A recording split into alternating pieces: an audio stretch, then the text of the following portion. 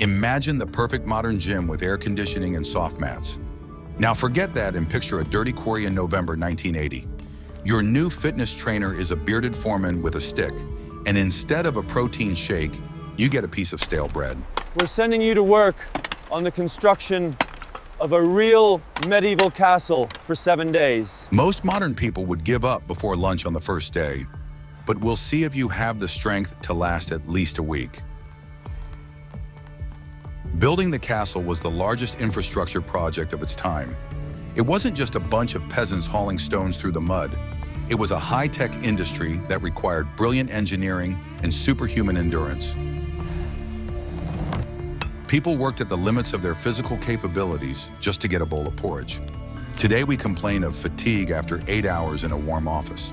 My back starts to ache just thinking about what those guys did.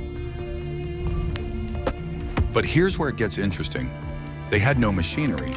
No hydraulic cranes, trucks, or electric saws existed in nature. Just muscles, ropes, wood, and a brilliant understanding of the laws of physics. Over the course of 7 days, we'll go through all the circles of this medieval construction hell. Brace yourself because it's going to be rough. Sounds like a strange idea for a vacation, doesn't it? Your morning begins long before dawn, when the ground is still covered in frost. No warm shower or soft bed, just a cold wash basin and an order to head down to the quarry immediately. This is where the life of any castle begins, because without stone, there is no fortress. Modern builders use excavators and diamond drills to extract rock. You, however, get an iron wedge, a heavy sledgehammer, and a wish not to break your legs. Sounds like a great start to the work week, doesn't it?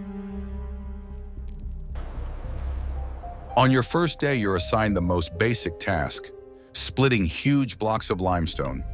Why do this by hand, you ask? Because in the 13th century, dynamite hadn't been invented yet, and the stone won't extract itself. Workers would drive wooden wedges into cracks in the rock and then douse them with water.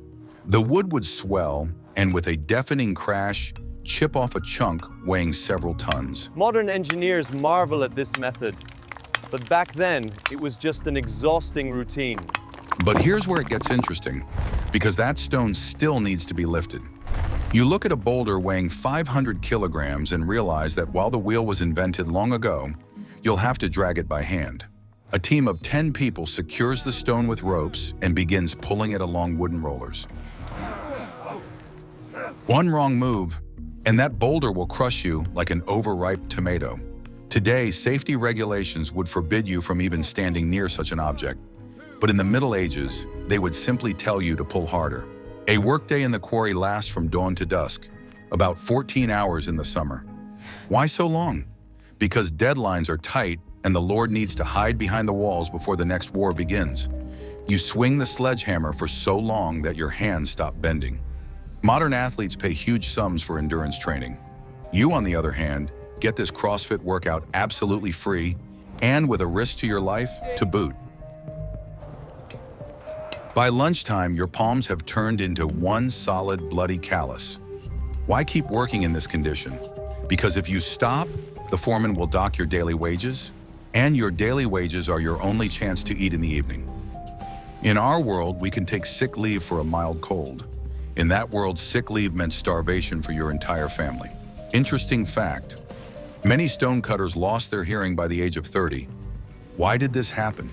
Because of the constant clanging of metal against stone in the enclosed space of the quarry. Every blow of the sledgehammer echoed in their ears like a gunshot. Modern workers wear noise-canceling headphones to protect their health. Medieval workers simply got used to shouting in each other's faces. Lifting stones to the surface was an art form in itself. To do this, they used huge tread wheels, inside which people walked. It sounds like a giant hamster wheel, only instead of a hamster, it's you. You'd walk for hours, hoisting multi-ton loads with a winch. It was essentially an ancient treadmill set to maximum resistance. Only instead of burning calories, you'd end up with a castle foundation hoisted to the top. The dust in the quarry was so thick that by evening you were coughing up white powder. But here's the thing, Respirators didn't even exist in the design. You breathed in that limestone dust day after day, destroying your lungs. Scientists studying the remains of medieval builders often find signs of severe lung disease.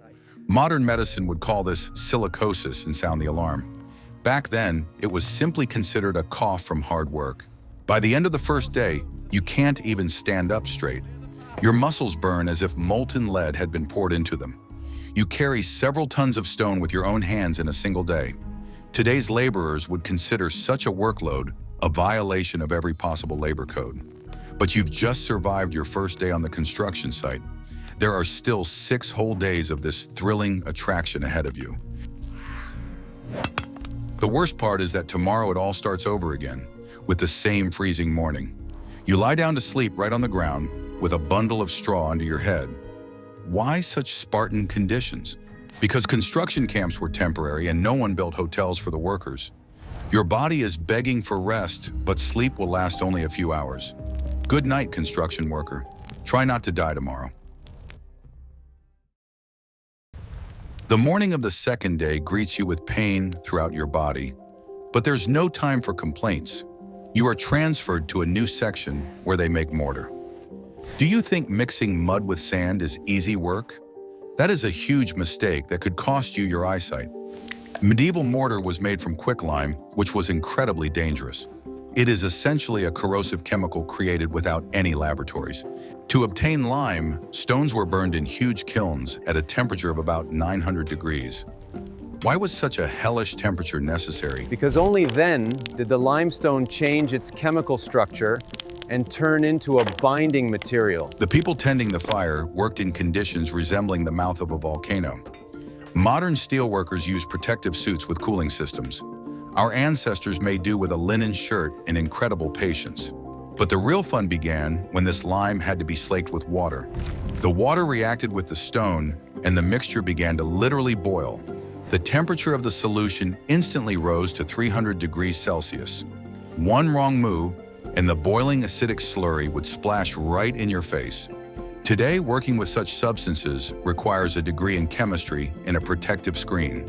Back then, they simply gave you a long wooden stick and told you not to blink. The fumes from the slaking lime were so caustic that they corroded the mucous membranes of the eyes. Why didn't the workers refuse this deadly task? Because working with lime paid slightly more than ordinary porters. This fume caused chemical burns to the lungs when inhaled deeply. It sounds like a description of a weapon of mass destruction, not a construction process. But it was precisely this hellish mixture that held the stones of 1,000-year-old castles together. Modern masons use ready-made cement from bags. You, however, are forced to mix boiling lime with sand using huge hoes. Your back muscles scream in pain with every movement of this heavy tool. If a drop of mortar landed on your skin, it left a deep chemical burn. Our contemporaries complain about dry skin from office air conditioning. Medieval builders literally lost chunks of skin every working day. The most amazing thing is that this mortar was a true technological marvel of its time. Why was this material so unique? Because it set very slowly, allowing the castle to settle without cracking. This mortar could gain strength over decades by absorbing carbon dioxide from the air. Modern scientists are still amazed by the chemical composition of the old fortresses. Ancient builders didn't know chemistry, but they created the perfect construction adhesive. By lunchtime, you look like a ghost because you're covered in white dust from head to toe. This dust draws all the moisture out of your skin, causing it to crack until it bleeds. How were such wounds treated in the 13th century? Doctors advised smearing the cracks with animal fat or simply enduring the pain. It was a harsh equivalent of modern moisturizer, only with the smell of old lard. And it worked because you simply had no other choice.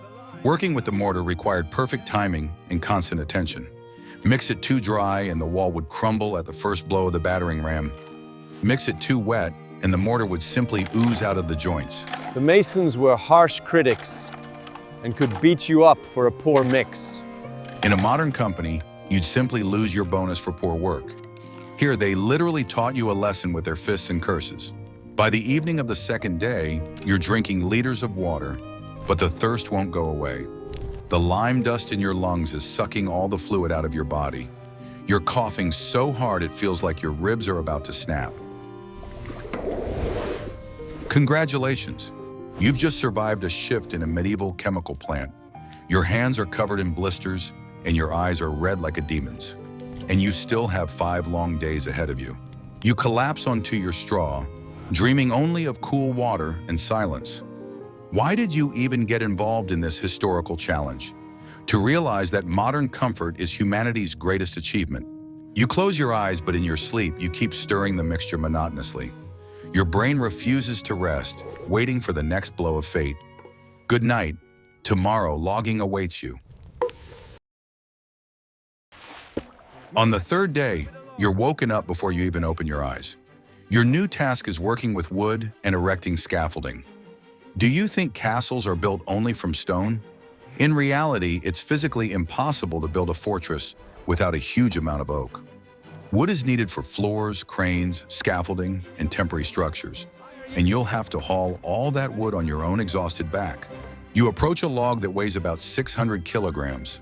How do you lift it without a hydraulic crane? Only with ropes, levers, and sheer human fury. You and 5 other guys lean into the wooden poles trying to budge the monster from its spot. A modern laborer would quit after the very first attempt to lift such a weight. But you just grit your teeth because the foreman is standing behind you with a club. But hauling logs is only half the trouble for today. The real horror begins when you're sent to assemble scaffolding. Why is this so terrifying? Because this scaffolding is made of damp branches tied together with ordinary ropes. No steel pipes, no safety harnesses, just wood and hemp rope. You have to climb to the height of a 5-story building on a creaking wooden structure. Imagine standing on a thin plank 15 meters up. The wind is blowing so hard that it literally blows you off the platform. One wrong move, and you'll take a short flight with a predictable ending. Modern riggers use carabiners, helmets, and sturdy safety ropes. Your only safety net is your own luck and prayer. Sounds like a great test of endurance for your nervous system. It's interesting that the knots on these scaffolds were tied with brilliant precision. Why pay so much attention to ordinary ropes? Because the lives of dozens of people depended on the strength of that knot. These knots tightened under the weight of the workers, becoming as hard as stone. Modern climbers use the exact same principles for their belaying. Only they do it for the sport, while you do it for a bowl of soup. On the scaffolding, you have to catch heavy stones being lifted from below. The crane moves slowly, and a massive boulder swings right in front of your face. You have to catch it and carefully lower it onto the fresh mortar. Your hands are slippery with sweat, and the plank beneath your feet creaks menacingly. This isn't just hard work, it's balancing on the edge of life and death. And you do this hundreds of times in a single shift. The carpenters who oversaw the scaffolding assembly were the elite of the construction site. Why were they so highly valued? Because they knew math and geometry better than some modern engineers. They calculated loads by eye, relying solely on their years of experience. Your college degree is worth nothing compared to their skills. These guys built cranes that could lift tons of cargo with just 2 men. She'll need the main hoist. By midday, the ropes have rubbed such blisters on your hands that you can't make a fist. The skin on your hands is literally worn down to the flesh from constant friction. In the modern world, you'd go to the pharmacy for a Band-Aid. Here, you just spit on your palms and keep pulling on the rough rope. The pain becomes your constant background noise, which you start to get strangely used to. Your body shuts down extra receptors so you don't go crazy. But here's the main paradox of this deadly dangerous wooden kingdom. Despite the lack of safety measures, accidents didn't happen all that often. Why? Because every worker was completely focused on every single step they took. You don't get distracted by your phone or chat with coworkers about trivialities. When the price of a mistake is a broken neck, your concentration becomes absolute. The 3rd day ends as you climb down from the scaffolding on shaky legs. You look at the wall you've built and can't believe you did it yourself. Inside, you feel a mix of exhaustion and a strange sense of pride.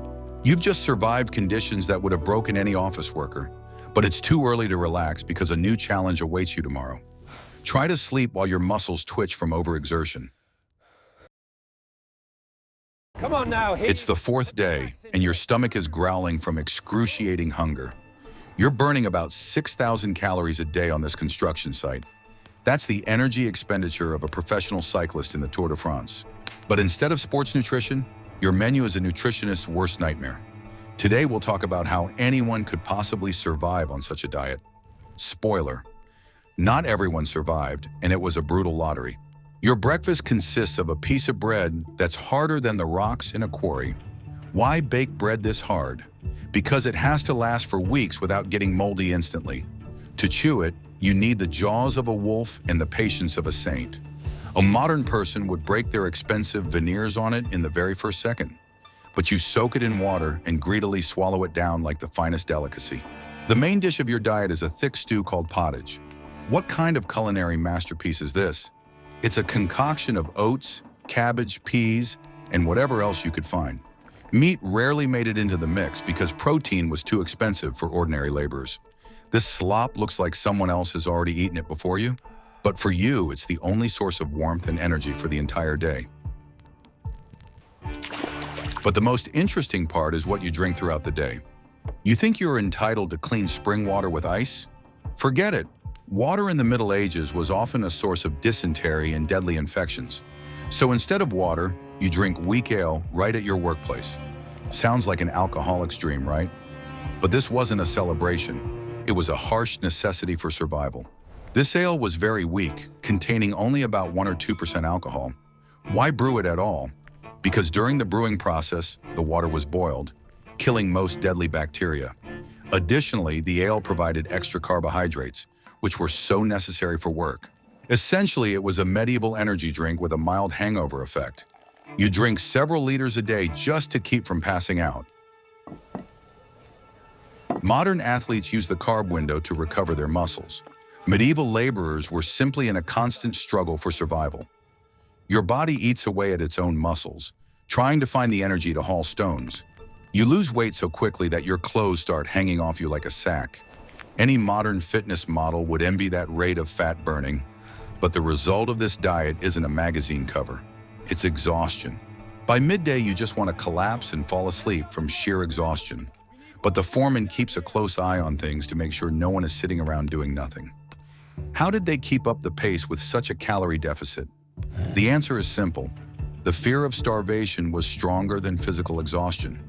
If you get kicked off the construction site, you won't find another job, and you'll simply die.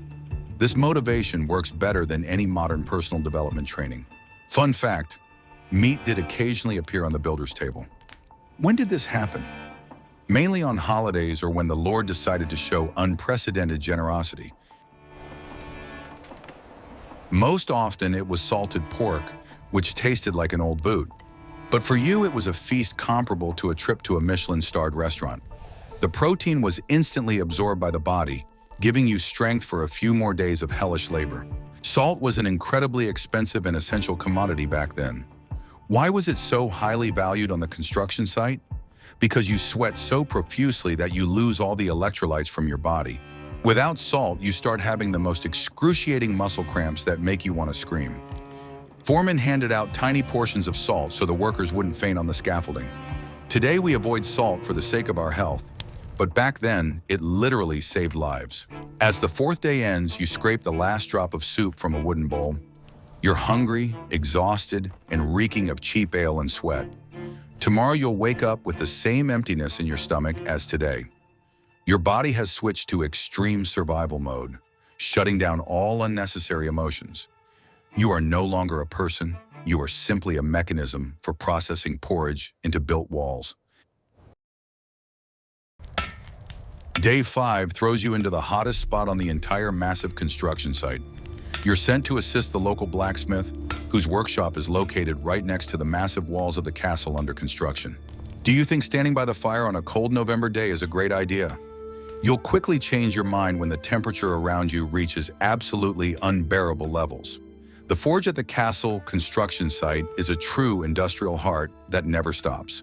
The heat from the blazing coals hits your face hard the moment you step through the threshold of the dark workshop. The air here is unbearably thick, very heavy, and constantly smells of burnt metal. It becomes difficult to breathe because of the thick smoke from the burning charcoal. A blacksmith on a medieval construction site was a truly indispensable and highly respected person. His social status among the other workers was incredibly high. Why was his authority so unquestionable to everyone around him? Because hard stones were hewn with iron tools that constantly dulled and often broke from the blows. Masonry workers would completely blunt their steel chisels in literally just a few hours of active work. These tools had to be constantly repaired, heated, reforged, and resharpened. Without an experienced blacksmith, the entire large-scale construction project would have ground to a halt exactly halfway through the workday. Your prestigious modern management degree means absolutely nothing compared to his skill in tempering steel. This rugged, muscular man literally held the keys to the entire construction process in his blackened hands. The pace of construction on the most important walls depended directly on his personal speed and skill. For their hard work, the blacksmiths received excellent pay and the best meals on the entire site. Your main task for today is to rhythmically pump the huge blacksmith's bellows. Doesn't sound too difficult, does it? You confidently grasp the long wooden handles and begin to fan the flames in the deep forge. These bellows are made of thick oxhide and weigh a surprising amount for an untrained person. Each movement requires significant physical effort from your entire body. The loud clang of a heavy hammer striking the anvil reverberates in your aching head with a deafening echo. The blacksmith strikes the red-hot metal with the frightening precision of a modern surgical robot. He masterfully creates useful and complex tools from a completely shapeless piece of dirty iron.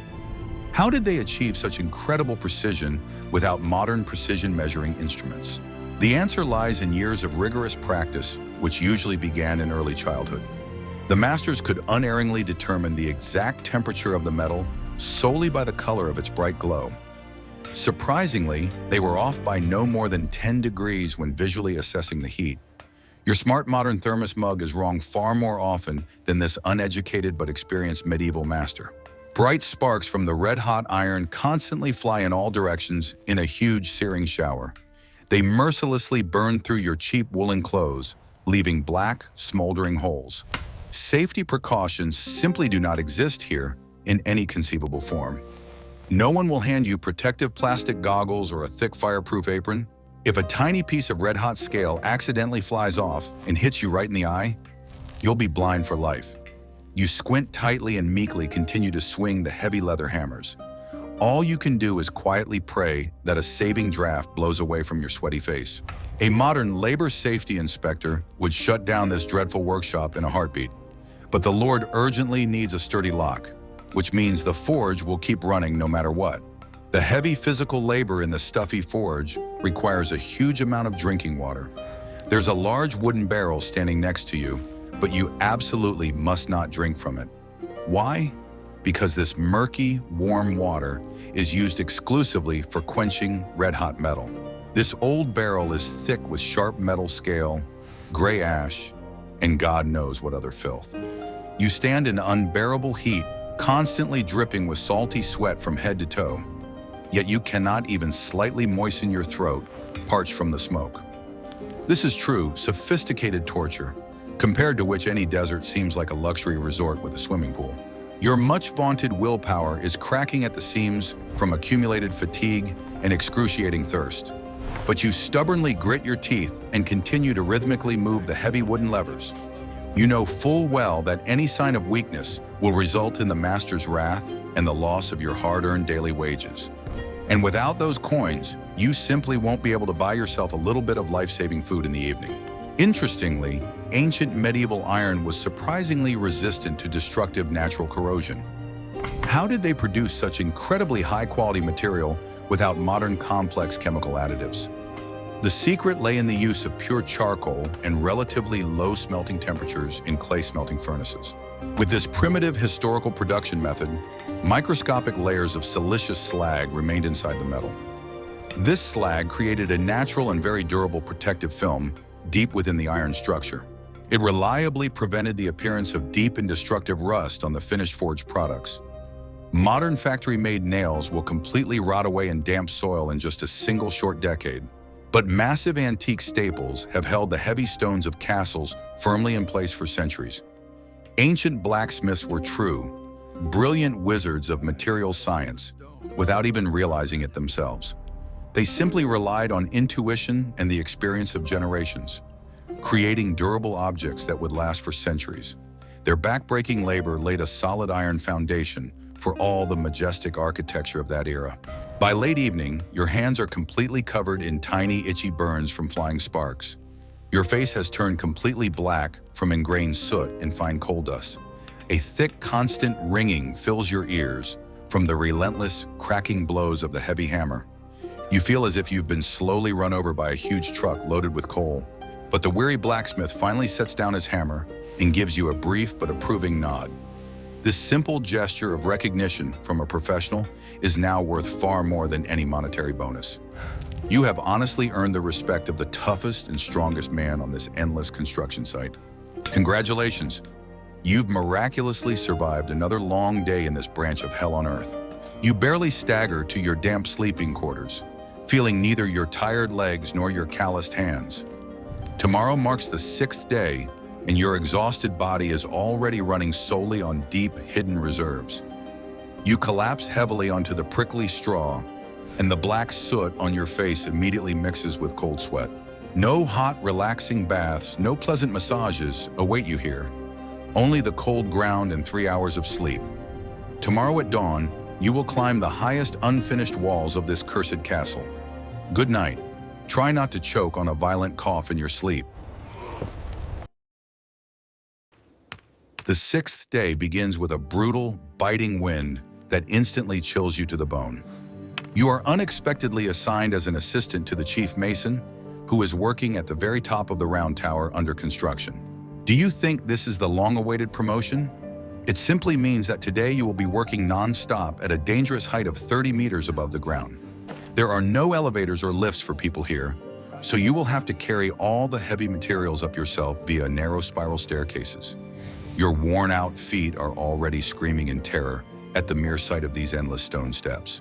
You struggle to pick up a wicker basket filled with wet mortar, weighing about 30 kilograms, and begin the climb. Your back immediately bends painfully under this unfamiliar and very uncomfortable weight. You take a deep breath of the damp, frosty air and step into the cold gloom of the stone tower. Why were the steps of narrow spiral staircases in castles always made of completely different heights? This is by no means a silly mistake by drunken builders, but a brilliant medieval security system to protect against enemies.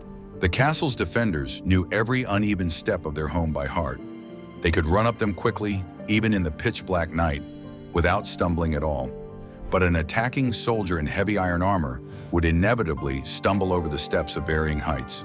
He would quickly lose his balance in the dark and often simply break his neck in a sudden fall. Now, however, you're cursing this clever military architectural idea with every tired muscle in your body.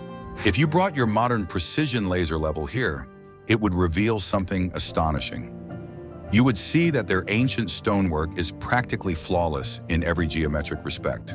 And these amazing people did their complex work blind, with frozen hands on thin planks swaying in the wind. This requires incredible mental focus and a complete lack of a natural fear of heights. Your current task is to carefully ensure that the master craftsman always has mortar of the right consistency. Water in a wooden trough freezes and crystallizes very quickly in such a strong, icy wind. The mixture of lime and sand rapidly turns into a completely useless, hard lump of gray mud. You have to constantly and vigorously stir it with a heavy shovel, expending the last crumbs of your precious energy. If the mortar finally hardens and becomes unusable, the foreman will simply throw you off the scaffolding for gross professional incompetence.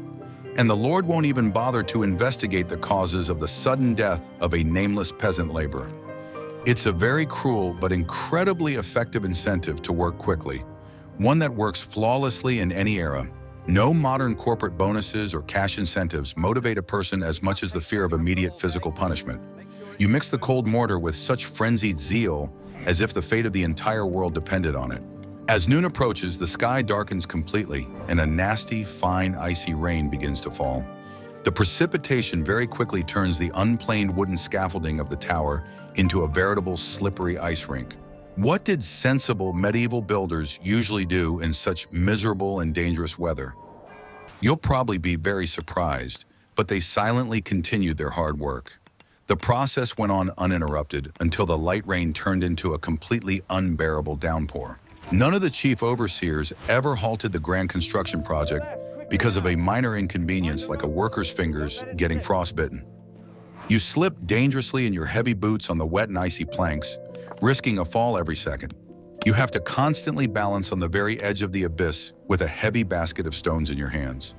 Any modern person would call a rescue helicopter just from a single accidental glance down. There is one very interesting historical detail in this high-altitude nightmare. It is precisely here, at this dizzying height, that you finally grasp the true scale of the entire stone enterprise. Why were these solid walls, an incredible 3 meters thick, needed at all? The answer is simple and lies in the brutal military tactics of that harsh and turbulent era. The enemy's massive siege engines could pierce ordinary thin masonry with frightening and devastating ease.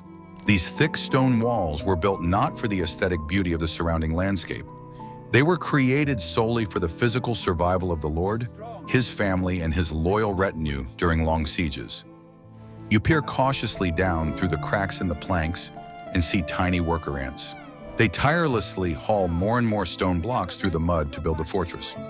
At that moment, you realize all too clearly that you are just a tiny cog in the giant machine of the medieval military industry. Every heavy stone hoisted to the top at the risk of one's life is a small victory of human will over the laws of gravity. But how exactly did the builders lift the most massive and heavy blocks to such an incredible height? After all, dragging a 1-ton boulder up narrow steps by hand is simply physically impossible. To do this, ingenious engineers used a complex system of sturdy blocks and giant wooden hoists. In principle, they were very similar to modern tall tower cranes. But the main driving force behind these enormous tread wheels was people just as exhausted and hungry as you.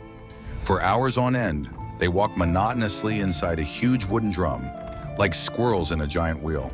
You constantly hear the strained creaking of the massive wooden axles and the terrifying clanging of the taut hemp ropes.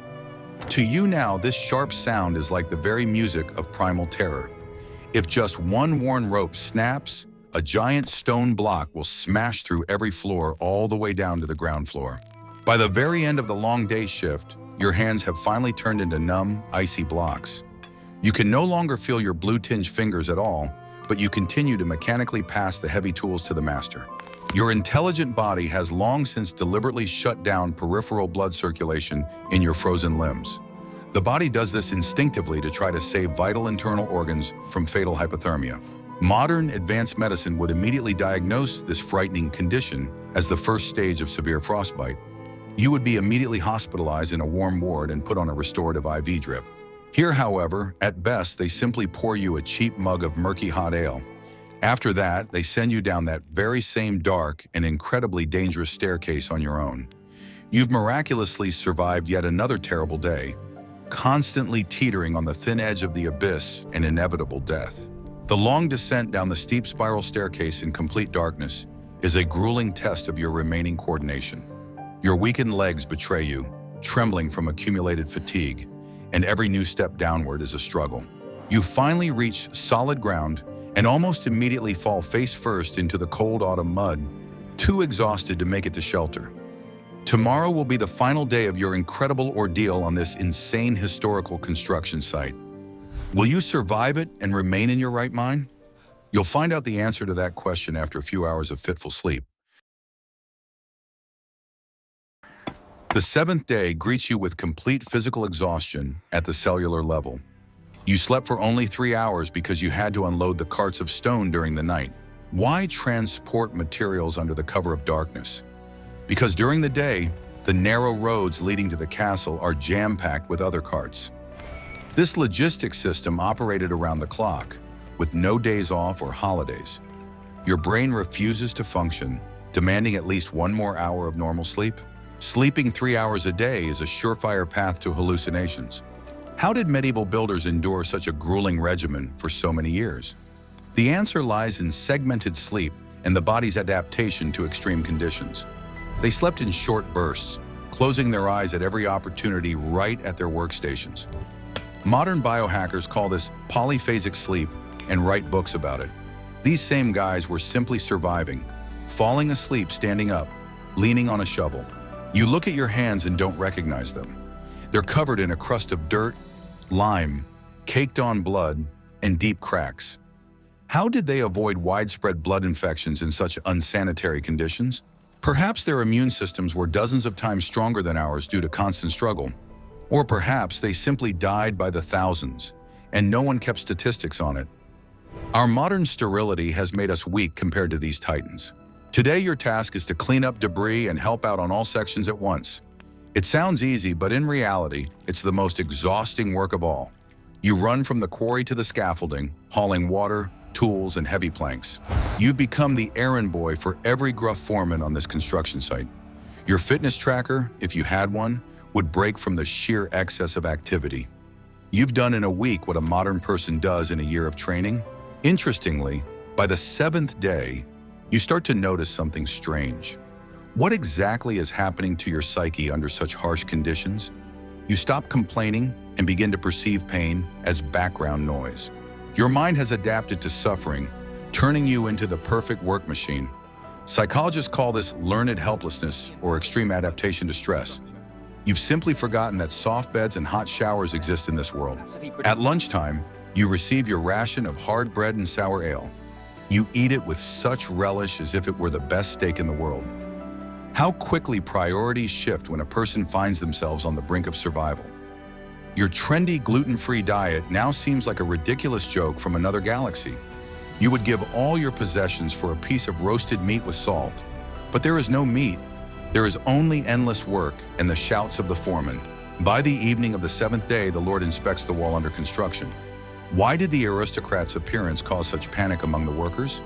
Because a single word of dissatisfaction from him could cost you a day's wages, or even your life. Everyone starts working twice as fast, ignoring their exhaustion and pain. You swing your pickaxe as if the salvation of all humanity depended on it. Modern bosses could learn a thing or two about motivation from these harsh medieval barons. When the sun finally dips below the horizon, the long-awaited horn sounds, signaling the end of the shift. You've survived. You've lasted exactly 7 days on the greatest construction site in history. How do you feel after this incredible historical experiment? You've lost 10 kilograms. Your hands are shattered and your lungs are full of dust. But you're still standing, and that alone is the greatest achievement for a modern person. Most of your acquaintances would have given up as early as the stone-splitting stage. This experience proves that the human body is capable of incredible things. Why have we forgotten about these hidden reserves in our comfortable world? Because technology has allowed us to become soft, lazy, and too demanding. We complain about slow internet while our ancestors hauled multi-ton stones with their bare hands. This construction site is the perfect reminder of just how tough we really are.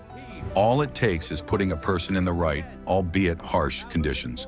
You fall onto the grass far from the construction site, closing your eyes. Your challenge is over, and you can return to your warm 21st century.